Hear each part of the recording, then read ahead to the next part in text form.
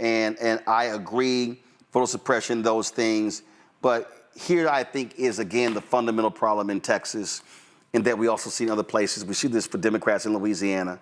We see this because we saw it in Georgia. It's an unorganized state. There are 254 counties in Texas. Democrats only have county offices in 81. Texas is 254 counties. So the issue that you have is you do not have a sustained organizing apparatus in Texas that is 365 days, 7 days a week.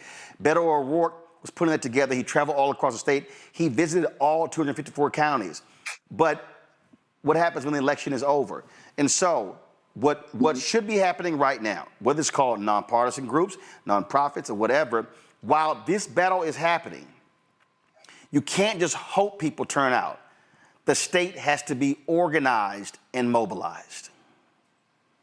Yeah, absolutely. This is an all hands on deck approach. And we can't just leave these Democrats out there to dry, almost like the way we treat, like, certain, when elections come, oh, our guy in, see you in 2 years, see you in 4 years. Like, we can't have this mentality, oh, they're just going to hold out to December, it's all going to be fine. Republicans never quit. Every single day they're fighting to move the needle just a little bit. And so if you're going to have all of those districts that don't have representation right now, you've put out the word. You've put out the call for people to get out there. And every time you have people like, Cliff Albright, I mean, there are people like him who have the blueprint for what needs to be done and how it can be done, right? In terms of their organizations. If people don't understand that this has to be step by step, district by district, we're going to lose. Everything is going to be temporary. Things are going to look good for the cameras here and there, but people have to be involved in this fight at every level. When I brought up like George Clooney and others who can help, these guys financially, I was just using that as an example that these celebrities who talked a lot during the last election need to be involved in the game. The youth people that you talked about, the youth that you talk about, with everything that's happening in Texas,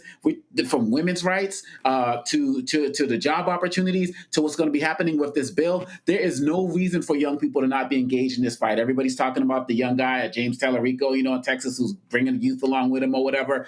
If these young people are not going to get immobilized right now, not in the summer of 2026, then this is theirs to lose. This is their future. I mean, it's all of our futures, but it's primarily their future. And so if they're not going to see that through the inaction of the flood, do they want to be the next flood victim when people don't vote for a monitoring system? They have everything to lose in this system. And so if they don't get behind these Democrats as well and start waking up and do some of that work that needs to happen in some of these districts that you just talked about that have no representation, then I'm afraid that these Democrats who left Texas, it's going to be all in vain. And we can't let that happen, Roland.